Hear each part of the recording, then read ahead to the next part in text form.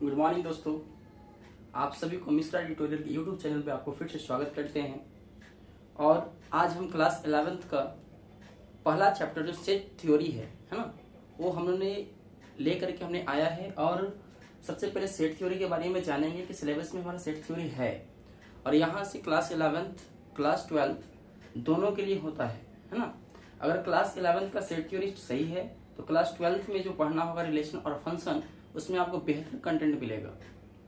तो आज हम सेट थ्योरी के बारे में जानेंगे कि सेट थ्योरी होता क्या है, सेट्स में पढ़ना क्या होता है और सेट्स में क्या क्या ऐसा इंपॉर्टेंट होता है जो हम लोग को जानकारी ज्यादा होना लेना चाहिए।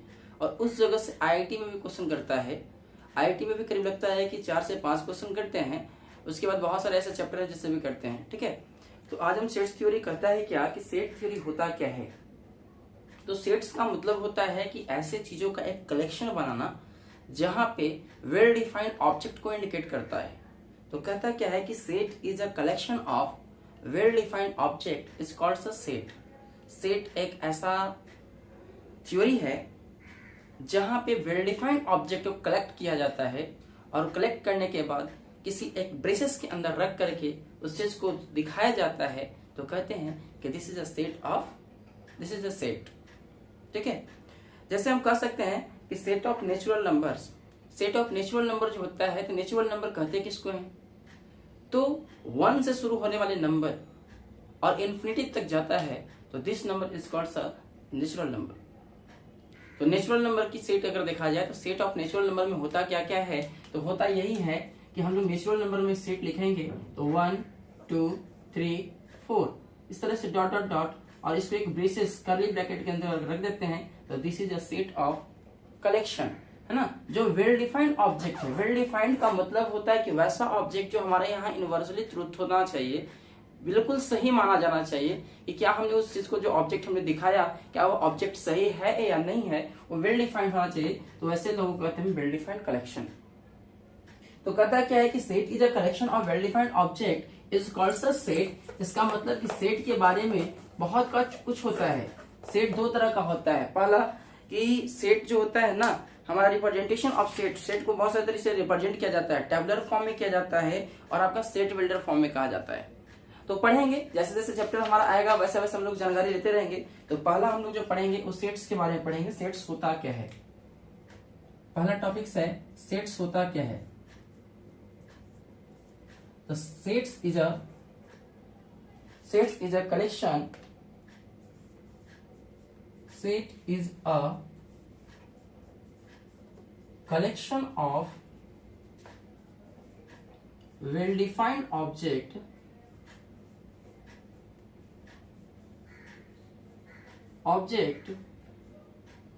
well defined object. A set is a collection of well defined object is called set. Set जो होता है एक वेल डिफाइंड ऑब्जेक्ट का कलेक्शन होता है, उसी को सेट कहा जाता है। या तो फिर ऑल्सो द ऑब्जेक्ट यहां पे क्या होता है, तो also the object of A set is also the object of A set is called element, is called element or member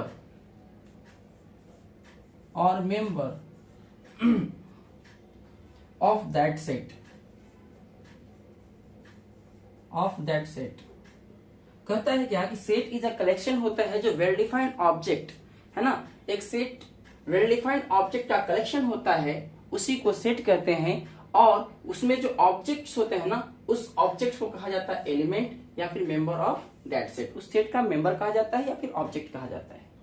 जैसे एग्जांपल के अगर फॉर्म में लिखे तो हम एग्जांपल लिख सकते हैं कि sets of natural number n बराबर सेट ऑफ नेचुरल नंबर, है ना। नेचुरल नंबर का एक सेट लेते हैं तो नेचुरल नंबर के सेट में क्या आता है, तो डेट इज n बराबर 1 2 3 4 5 dot dot dot is called natural number of sets. तो इसी को कहते हैं नेचुरल नंबर का सेट्स कहते हैं। अगर आपको लगता है कि सर हम इंटीजर का सेट ले सकते हैं तो बिल्कुल आप ले सकते हैं। तो हम ले सकते हैं आई बराबर सेट ऑफ इंटीजर,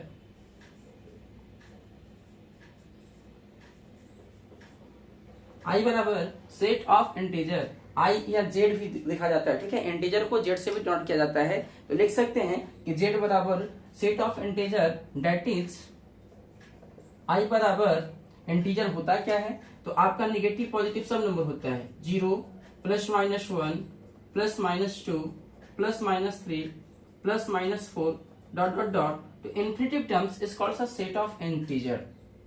तो हमने जितना भी यहाँ पे लिखा है वो सारा का सारा सेट का एक कलेक्शन है। जो वेल डिफाइंड ऑब्जेक्ट है इसको आप यूनिवर्सली ट्रूथ माना गया है, कभी भी इसको गलत कोई नहीं बोल सकता है, ठीक है। तो कहता क्या है कि जो भी हमारा सेट्स बनेगा तो सेट्स एक ऐसे ऑब्जेक्ट का सेट तैयार किया जाता है जहां पे वेल डिफाइंड कलेक्शन होना चाहिए उस ऑब्जेक्ट का। तो वेल डिफाइंड ऑब्जेक्ट क्या होता है, कलेक्शन कैसे कर सकते हैं वेल डिफाइंड ऑब्जेक्ट का, तो वैसे वस्तु वैसे चीजों को लेना होगा आपको जहां से उसको यूनिवर्सली ट्रूथ माना गया हो, उसको प्रूव किया जा सकता है कि हमारा ये जो है बिल्कुल सही है।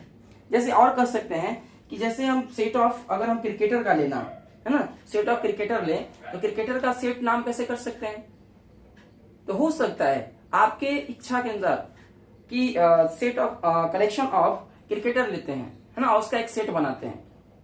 तो जैसे हम बनाएंगे और पूछे क्या वेल डिफाइंड ऑब्जेक्ट है, जैसे हम ले लेते हैं राहुल, सचिन तेंदुलकर, सहवाग, ये सब जितने भी लोग हैं मतलब सबको ले लेते हैं, शुभम गिल। तो उस हिसाब से अगर हम कहें तो सबका अपना अपना चॉइस होता है कि हम किस चीज को, कौन से एलिमेंट को हम चॉइस कर सकते हैं। आपके अनुकूल अगर लगता है कि नहीं हमारे अंदर, हमारे उस सेट के अंदर एक शुभम गिल है जो उस बहुत ही अच्छे क्रिकेटर है ना, तो जरूरी नहीं है कि हमको वो अच्छा लगेगा, ये आपके जो करीब आपके दोस्त हैं, आपके कलीग होंगे, उनको अच्छा लगेगा। तो जरूरी नहीं है कि सबको अच्छा लगेगा, है ना। तो वैसे सेट का कनेक्शन बनाना, वैसे ऑब्जेक्ट का कलेक्शन बनाना होगा जो वेल डिफाइंड हो और सबके लिए सही होना चाहिए, ठीक है। तो सेट्स हो गया। अब सेट्स में नोटेशन क्या होता है, सिंबल क्या होता है, तो सेट को कैसे डिनोट किया जाता है, उसका क्या क्या सिंबल होता है, उसके बारे में आप जानकारी लेते हैं, ठीक है।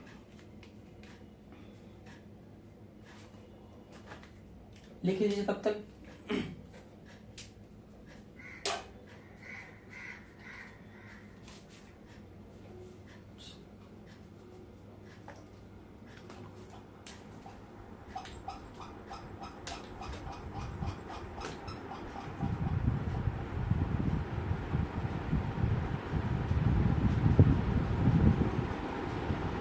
बहुत दिनों बाद हमने YouTube पे आया है, ठीक है, तो आप लोग थोड़ा सा कॉपरेट करना और थोड़ा सा इस चैनल को थोड़ा आगे बढ़ाओ, जिससे हमको भी हेल्प हो, है ना, और हमको भी पढ़ाने में मजा आए। इस चैनल के ऊपर हम भी समय नहीं दे पाते ताकि इस चैनल जो है आगे अभी नहीं बढ़ पा रहा है। आप लोग जितना अच्छा व्यूअर, अगर जितना अच्छा इसका लाइक और कमेंट दोगे ना उतना अच्छा इसका जाएगा, ठीक है वीडियो। अब जो है नोटेशन एंड सिंबल लिखना है। अगला पॉइंट है नोटेशन एंड सिंबल, मतलब सेट को किस तरीके से आप नोटेट करते हो और उसका सिंबल क्या होता है। जैसे कह सकते हैं कि generally a set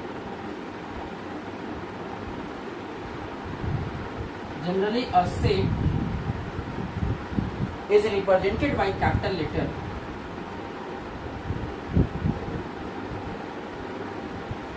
represented by capital letter, capital letter. Generally एक सेट को कैपिटल लेटर के द्वारा जनरेट किया जाता है, रिप्रेजेंट किया जाता है, और दैट इज जैसे capital A B C dot dot, आप कुछ भी इंडिकेट कर सकते हो, एंड इट्स एलिमेंट, और उसके एलिमेंट को कैसे रिप्रेजेंट किया जाता है, and its element by a small letter, by a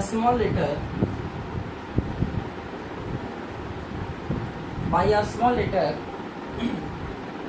that is a small a b c B dot dot dot, आप कुछ भी दिखा सकते हैं। मतलब कि जनरली एक सेट को रिप्रेजेंट किया जाता है कैपिटल लेटर के द्वारा, और सेट हमेशा कैपिटल लेटर से दिखाया जाएगा, जैसे ABC, कुछ भी हो सकता है अल्फाबेट का, और उसके एलिमेंट को जनरली हम लोग स्मॉल लेटर के द्वारा इंडिकेट करते हैं। ठीक है, अब कहता क्या है कि if A in an element, इसमें ए क्या होता है, लिखेंगे if A is an element, अगर हमारा ए एलिमेंट होता हो ऑफ ए सेट का, ऑफ ए सेट ए, है ना, सेट ए का अगर ए कोई एलिमेंट है, ए सेट ए का अगर एलिमेंट होगा, तो then we write it as, then we write it as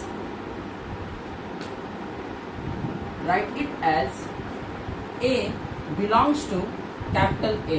तब उसको हम लिखेंगे कि A जो है सेट A के अंदर बिलोंग करता है। अगर A इस सेट का अगर मेंबर होगा, एलिमेंट होगा, तो हम लोग लिखेंगे कैसे कि A हमारा सेट A का मेंबर होगा, एलिमेंट होगा और बिलोंग करता होगा। ठीक है, अब कहता क्या है कि ये belongs to A and is read as, और पढ़ोगे कैसे, तो and is read as A belongs to set A, A belongs to set A,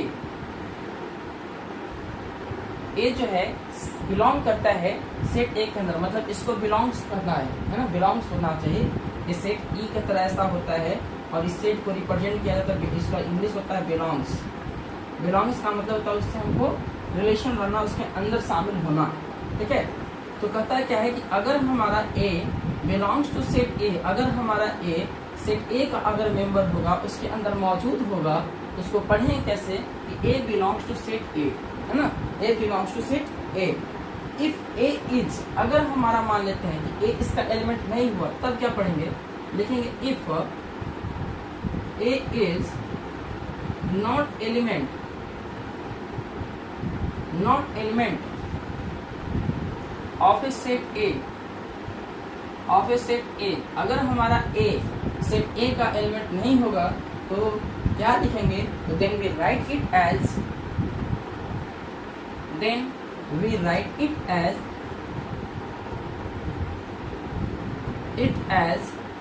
A not belongs to set A। तब पढ़ेंगे कि A जो है सेट A का मेंबर नहीं है, उसके अंदर बिलोंग्स नहीं करता है। उसके बाद इसको लिख कैसे हम बोल सकते हैं, तो and is read as A not belongs to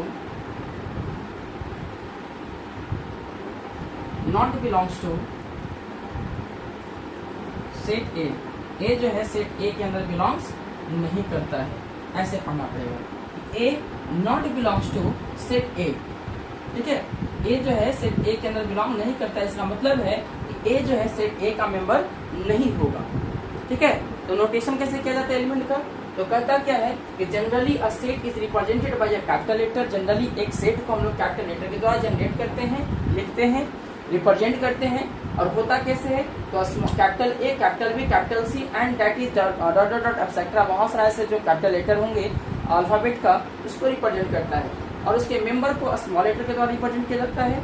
तो अब अगर मान लेते हैं कि अगर ए एलिमेंट सेट ए का मेंबर होगा, तो क्या A is element of set A, तो then we write it as A belongs to A, मतलब ए उसके अंदर बिलोंग करेगा। एंड इज रीड एज, कैसे पढ़ेंगे, ए बिलोंग्स टू सेट ए, और अगर हमारा ए सेट ए का मेंबर नहीं होता है, तो क्या पढ़ेंगे, if A is not element of set A, then we write it as A is not belongs to A, then we read as A not belongs to set A. ठीक है, अगर ए हमारा सेट ए का मेंबर नहीं होगा, इसका मतलब है कि A is not belongs to A and read as A not belongs to set A, है ना। सो पढ़े क्या, ए जो है सेट ए के अंदर बिलोंग्स नहीं करेगा। ठीक है, अब जैसे एग्जाम्पल लेते हैं, एग्जाम्पल ले लो ए बराबर सेट ऑफ वॉवेल्स, ए बराबर सेट ऑफ वॉवेल्स। अब हम वॉवेल्स का सेट लेते हैं, ठीक है।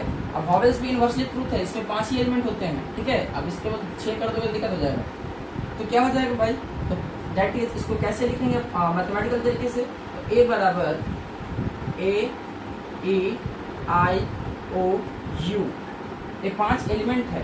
तो अगर इसको हम लिखना पड़े, ये पूछे ई सेट ए का मेंबर है, आई सेट ए का मेंबर है और यू सेट ए का मेंबर है, बिल्कुल आप है, देखने को मिल रहा है कि सेट ए के अंदर 5 एलिमेंट मौजूद है, ए ई आई ओ यू, और इस 5 मेंबर में से कोई भी मेंबर सेट ए के अंदर मौजूद है। तो लिखेंगे क्या कि hair A belongs to set A, I belongs to set A, and U belongs to set A. U belongs to set A, ठीक है। U belongs to set A, but लिखे E belongs to set A, लिख सकते हैं ना, लिख सकते हैं। लेकिन अगर हम लिखे कि B belongs to set A, तो क्या होगा, not belongs to set A। B एक ऐसा एलिमेंट है अल्फाबेट का जो कांस्टेंट है, वॉवेल नहीं है, इसलिए B is not belongs to A, set A के अंदर मौजूद नहीं है। या फिर इसी को लिख सकते हैं C is not belongs to set A, C भी सेट ए का मेंबर नहीं। तो जो मेंबर सेट के अंदर मौजूद होगा, जो मेंबर सेट ए के अंदर मौजूद होगा, वही मेंबर को सिर्फ बिलोंग से इंडिकेट कर सकते हैं, अन्यथा वैसा कोई मेंबर उसके अंदर नहीं ऐसा होता होगा, उस मेंबर को कभी भी हम बिलोंग से नहीं दिखा सकते। ये रीजन होता है हमारे यहाँ, ठीक है। तो रीजन क्या है, यही रीजन है कि हमारे यहाँ वॉवेल्स की संख्या 5 है और 5 वॉवेल्स में सिर्फ 5 ही एलिमेंट को मौजूद करेगा सेट ए का मेंबर में। लेकिन अगर बात करें कि बी सेट बी का एलिमेंट होगा कि नहीं होगा, तो बिल्कुल बी हमारा सेट बी का ए का मेंबर नहीं होगा। सी अगर पूछे कि सी एक एलिमेंट है जो ए के अंदर मौजूद है, देखिए तो सी है कहीं वॉवेल में, कहीं नहीं है, कांस्टेंट टर्म है। तो जब जैसे ही हमारा ऐसा होता है तो कभी भी हमारा सेट का मेंबर नहीं होता है। अब जैसे हम लिख सकते हैं set of A vowel number, तो सेट ऑफ वॉवेल नंबर लिखोगे, सेट ऑफ वॉवेल नंबर में क्या क्या होता है, तो होता है आपका 0 1 2 3 4 5 डॉट डॉट डॉट इन्फिनिटिव। अब इसमें अगर पूछे कि अगर x बिलोंग्स टू w, अगर हमारा x w के अंदर बिलोंग करेगा, तो क्या x टैक्स वैल्यू ऑफ 0 1 2 3 4 5, तो यस x, अगर x का वैल्यू वहाँ पे लिखा जाएगा तो x का मतलब होता है वेरिएबल टर्म, और x की जगह कोई भी एनी होल नंबर आप ले सकते हो और लेकर उस पर दिखा सकते हो। लेकिन अगर आपसे पूछे कि -1 इज अ होल नंबर, तो बिल्कुल नहीं होगा, क्योंकि होल नंबर की शुरुआत 0 से होता है और 0 से आगे की ओर बढ़ता है, जबकि पीछे की ओर नहीं बढ़ता है, ठीक है। ए होता है होल नंबर का। ऐसे हमारे पास बहुत सारे एग्जाम्पल हैं, आप लोग के पास भी बहुत सारे ऐसे एग्जाम्पल होंगे जो आप लेकर उसको रिप्रेजेंट करवा सकते हैं। लेकिन ध्यान रखना है कलेक्शन कैसा होता है, तो कलेक्शन होता है एक हमारा वेल डिफाइंड ऑब्जेक्ट जो यूनिवर्सली ट्रूथ माना गया हो, उसको प्रूव किया जा सकता हो, तो वैसे वस्तु को हम कहते हैं सेट। तो अभी हमने पढ़ा 2 चीज, पहला पढ़ा कि सेट थ्योरी होता क्या है, दूसरा पढ़ा कि सेट थ्योरी को नोटेशन कैसे किया जाता है, उसका सिंबल क्या होता है। तो सेट थ्योरी पढ़ा हमने कि set is a collection of well defined object is called a set. और दूसरा पढ़ा कि सेट क्या होता है, सेट का नोटेशन क्या होता है। तो हमने यहाँ लिखा हुआ है कि जनरली एक सेट को रिप्रेजेंट करते हैं कैपिटल लेटर के द्वारा, अल्फाबेट का कैपिटल लेटर, और उसके एलिमेंट को हम लोग स्मॉल लेटर के द्वारा इंडिकेट करते हैं। अगर हमारा स्मॉल लेटर ABCD अगर सेट ए के अंदर मौजूद होगा, तो क्या लिखेंगे, ए बिलोंग्स टू सेट ए, बिल्कुल ए बिलोंग्स टू सेट ए होगा। बट अगर हम लिखे कि बी क्या सेट बी के अंदर ए के अंदर मौजूद है, तो बिल्कुल नहीं है। क्यों? क्योंकि हम बी के बारे में रिप्रेजेंट किए नहीं थे, है ना। तो याद रखना है कि नहीं रहेगा अगर एलिमेंट उसके अंदर मौजूद, नॉट बिलोंग्स टू रहेगा तो बिलोंग्स टू, ठीक है। चलो ए हो गया हमारा नोटेशन, सिंबल हो गया। अब पढ़ेंगे represent of A set, set को कैसे कैसे रिप्रेजेंट किया जाता है।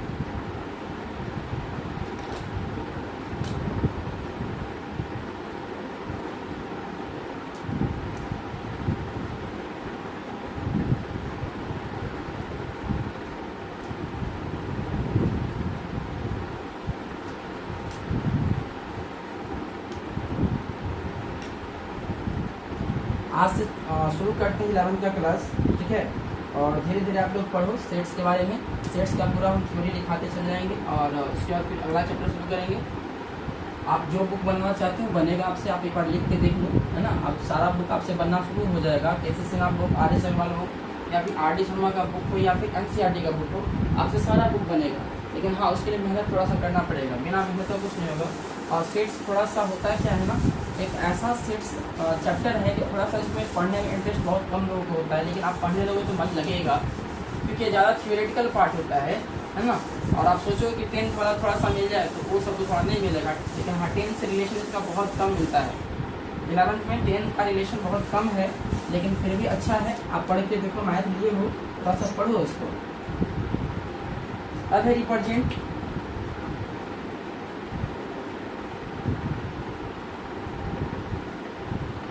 Represent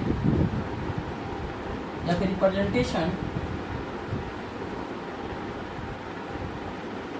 of A set,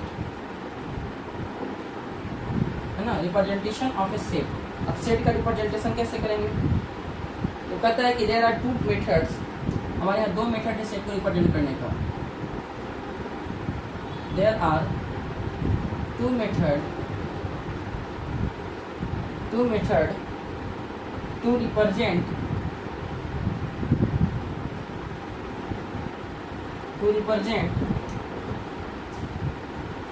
a set. एक सेट को 2 मेथड से हम लोग क्या करते हैं, रिप्रेजेंट करते हैं। पहला है tabular form,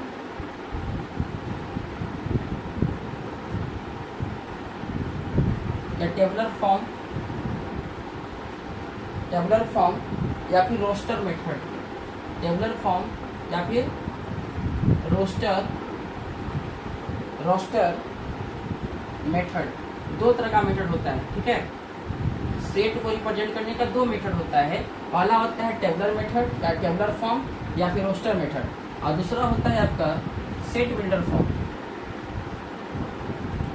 set builder form या फिर इसको कहा जाता है सिंबॉलिक मेथड। इसको कहा जाता है सिंबॉलिक मेथड।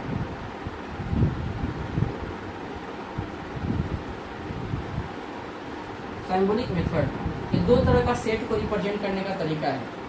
आपसे पूछता भी है ना, एग्जाम पूछता है कि कोई सेट दे देगा और उस सेट को पूछेगा कि सेट बिल्डर फॉर्म में बनाओ, या फिर सेट दे देगा और बोलेगा कि टेबुलर फॉर्म या रोस्टर फॉर्म में बनाओ।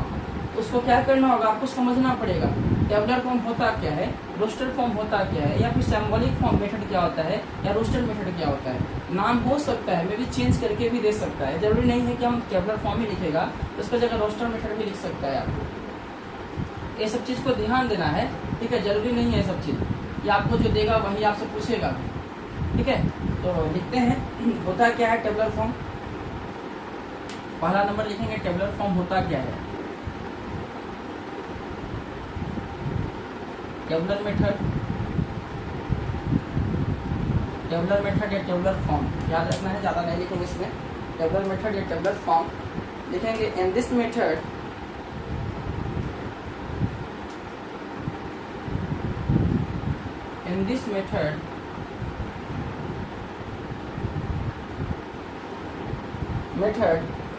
a set is represented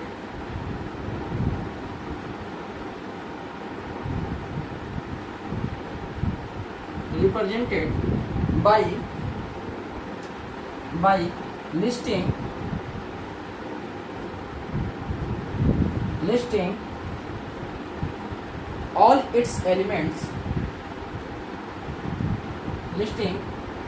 all its elements,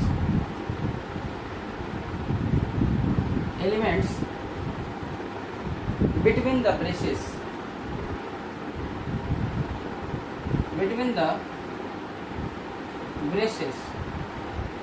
कहता क्या है कि इस मेथड में एक सेट को रिप्रेजेंट करता है by listing all its element between the braces.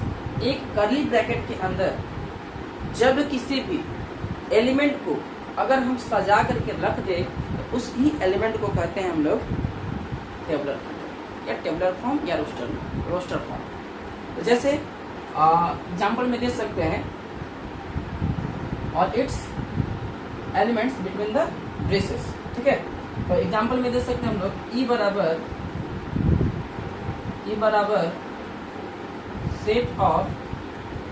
Set of even integer, even integer कहता है कि ई बराबर सेट ऑफ इवन इंटीजर लेते हैं। तो यह जो आपको दिया है ना, ए आपको किसमें दिया है, सेट बिल्डर फॉर्म में दिया है, इसको सेट बिल्डर फॉर्म कहते हैं। और सेट बिल्डर फॉर्म को टेबलर फॉर्म में आपको लिखना होता है। तो टेबलर फॉर्म में क्या लिखोगे, डेट इज ई बराबर इवन इंटीजर क्या होता है, इवन नंबर होता क्या है, वैसा नंबर जो 2 से पूरे पूरे कट जाना चाहिए। और इसमें इंटीजर की बात किया है, इंटीजर का मतलब नेगेटिव पॉजिटिव दोनों होना चाहिए। तो क्या क्या हो जाएगा, 0 ±2 ±4 ±6 ±8 डॉट डॉट डॉट, इस तरह से बढ़ेगा ये नंबर। और इसको अगर एक कर्ली ब्रैकेट के अंदर, एक ब्रेसेस के अंदर क्लोज कर देते हैं, तो वैसे सेट को करते हैं हम लोग टेबलर मेथड या रोस्टर मेथड। ठीक है। अब अगला जो है, इसमें और बहुत सारे एग्जाम्पल आप दे सकते हैं। तो देख सकते हैं कि is in tabular form, is in tabular form या रोस्टर मेथड, रोस्टर मेथड यही होता है, टेबलर फॉर्म या रोस्टर मेथड। दूसरा क्या होता है, दूसरा क्या होता है, तो दूसरा आपका होता है set builder form.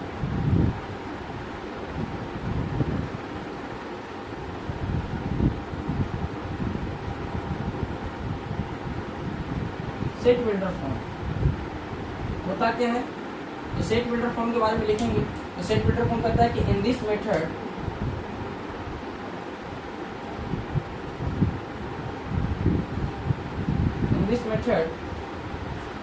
a set is represented by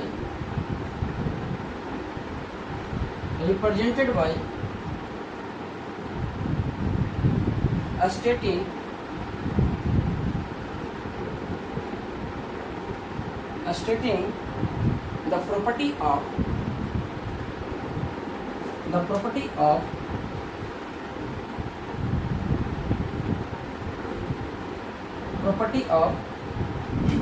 the element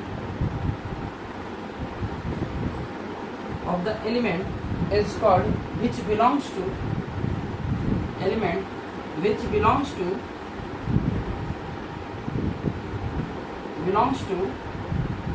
the set,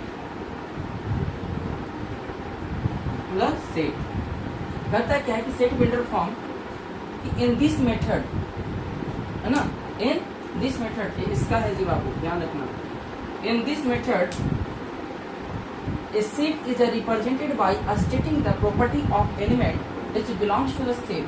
कहता है क्या है कि यह एक वैसा मेथड है जहां पे दिए गए एलिमेंट को, जो दिखा गया एलिमेंट होगा, उस एलिमेंट के सिर्फ प्रॉपर्टी को लिखा जाता है। तो वैसे एलिमेंट भी कहते हैं, वैसे फॉर्म को ही कहते हैं सेट बिल्डर फॉर्म या सेट बिल्डर मेथड। मतलब कि वैसा मेथड जहां पे उस दिए गए कलेक्शन का, सेट का कलेक्शन का एलिमेंट की प्रॉपर्टी को सिर्फ लिखा जाता है। इसका प्रॉपर्टी, एलिमेंट की प्रॉपर्टी को लिखा जाता है किसमें, अपने लैंग्वेज के फॉर्म में। तो वैसे फॉर्म को कहते हैं हम लोग सेट बिल्डर फॉर्म। जैसे कह सकते हैं हम लोग, जैसे एग्जाम्पल में दे सकते हैं, ई बराबर सेट ऑफ इवन इंटीजर। ठीक है, ई बराबर, एग्जाम्पल में दे सकते हैं, ई बराबर सेट ऑफ इवन इंटीजर। ठीक है, इवन इंटीजर का एक सेट लिया। तो यह जो लिखे हैं ना, दिस फॉर्म जो लिखा हुआ है लैंग्वेज फॉर्म में है, तो सबसे पहले इसको टेबुलर फॉर्म में लिख के देखो क्या लिखा है। तो टेबुलर फॉर्म के ऊपर बताइए देते हैं टेबुलर फॉर्म क्या होता है। तो टेबुलर फॉर्म इस नंबर को लिखा जाता है सीधा सीधा ब्रैकेट के अंदर, 0 ±2 ±4 ±6, इस तरह से बढ़ेगा नंबर। और अगर इसको हम लिखे सेट बिल्डर फॉर्म में,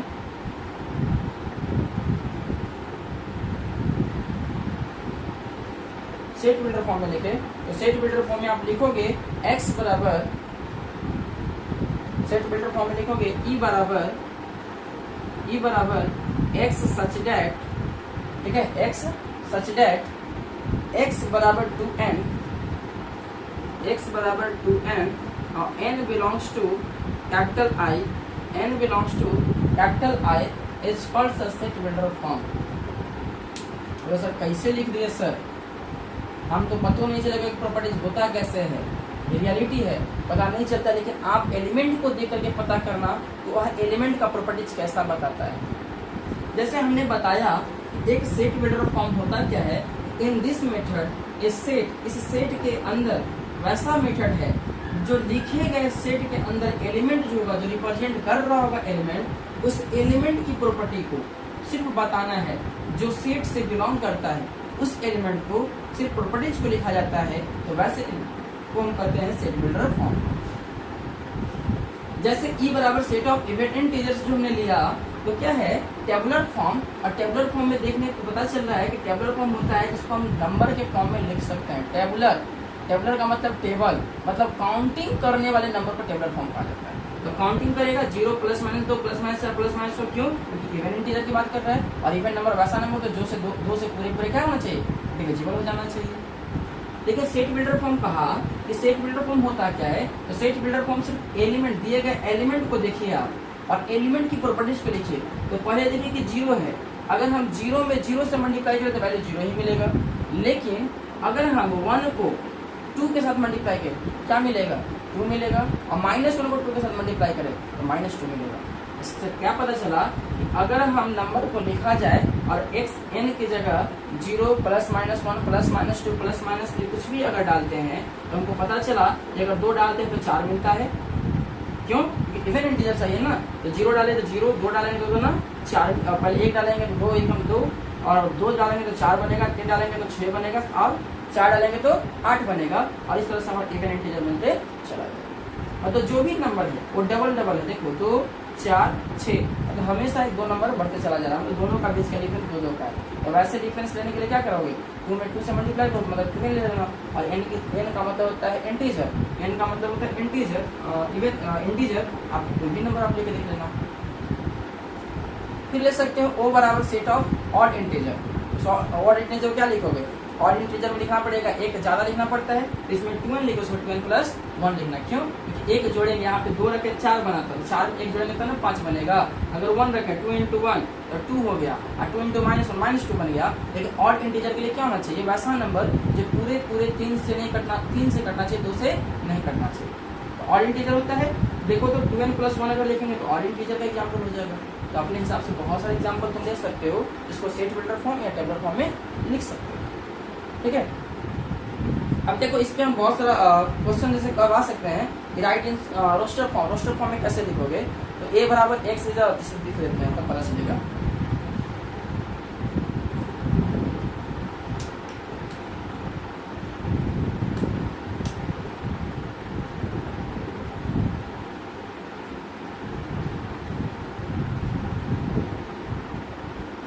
थोड़ा सा चैप्टर एक थोड़ा बड़ा है, ठीक है, और हमारे पास भी बोर्ड बहुत छोटा है, सबसे लिखवा रहे हैं, कोई दिक्कत नहीं है। समझने में दिक्कत होगा तो बिल्कुल आप पूछ सकते हो। इसके लिए बिगना पाड़ी में भी कोचिंग खुला हुआ है, आप बिगना पाड़ी में भी आ सकते हो।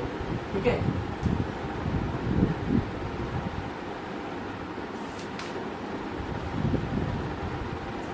जैसे इस पर एग्जाम्पल करवा देते हैं, ज़्यादा अच्छा लगेगा। राइट the following sets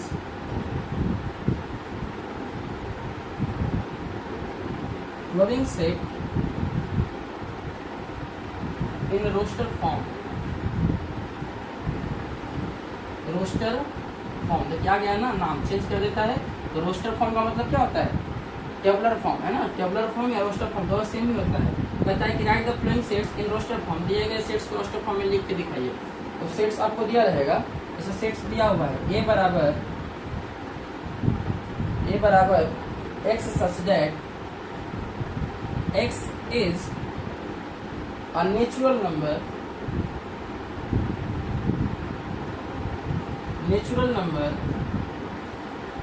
ना, x क्या है, नेचुरल नंबर है जो कैसा है, 30 is less than x less than equals to, sorry equals to की साइन नहीं दिया है, इक्वल्स टू की साइन यहाँ दिया है। 30 less than equals to x less than 36। और जैसे इसको बनाओगे तो पहला क्वेश्चन कहा कि x एक नेचुरल नंबर है जो 30 के बराबर है और 30 से बड़ा है और 36 तक ही जाता है, तो इसको आप रोस्टर फॉर्म में कैसे लिखोगे? तो सबसे पहले ध्यान रखना, ये जो लिखा हुआ है ए लैंग्वेज फॉर्म में, मतलब सेट बिल्डर फॉर्म में आपको लिख के दे चुका है, या फिर इसको कर सकते हैं सेट बिल्डर फॉर्म, या तो फिर क्या कहेंगे सिंबॉलिक मेथड। सिंबॉलिक मेथड में भी दिया हुआ है, आप इसको क्या किसमें रिप्रेजेंट करोगे? टेबुलर फॉर्म में, मतलब नंबर के फॉर्म में रिप्रेजेंट करोगे। तो नंबर के फॉर्म में कैसे रिप्रेजेंट करोगे बताओ? इसको हम लिख सकते हैं क्या सॉल्यूशन में, ए बराबर वैसा नेचुरल नंबर चाहिए, एक्स का मतलब नेचुरल नंबर है, और कैसा नेचुरल नंबर है? वैसा नेचुरल नंबर जो 30 के बराबर है और 30 के बराबर है, 30 से बड़ा है लेकिन 36 से छोटा है। इसका मतलब इस सेट के अंदर 30 शामिल हो जाएगा, 31 शामिल हो जाएगा, 32 आ जाएगा, 33 आ जाएगा, 34 आ जाएगा और 35 आ जाएगा। और क्या 36 आ सकता है? नहीं आएगा। क्यों? क्योंकि आपसे बोला है x का वैल्यू 30 से बड़ा, 30 के बराबर लेकिन 36 से छोटा होना चाहिए, सिर्फ 35 तक ही होगा आपका। ठीक है, दिस इज रोस्टर फॉर्म, इसी को रोस्टर फॉर्म करते हैं। आप दूसरा क्वेश्चन बना के देखो, क्वेश्चन 1 था, ये क्वेश्चन नंबर 2 दे रहे हैं। दूसरा नंबर क्वेश्चन करता है a बराबर x such that x is an integer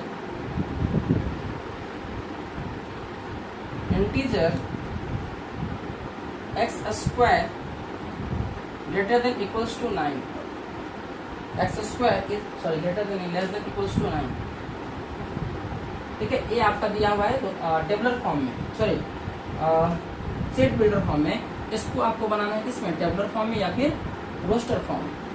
tabular form roster form दोनों सेम नंबर है, इसलिए आप बताना नहीं कि हुआ कैसे। ऐसे क्वेश्चन को बनाया कैसे जाएगा? कहा है कि एक सेट है और वैसा सेट है कि x एक इंटीजर है, लेकिन x स्क्वायर करने पर x की वैल्यू से पुट करो और करने पर उसका वैल्यू 9 के बराबर होना चाहिए, 9 से छोटा होना चाहिए, इससे ज्यादा बड़ा नहीं होना चाहिए, मतलब 9 के करीबन हो सकता है।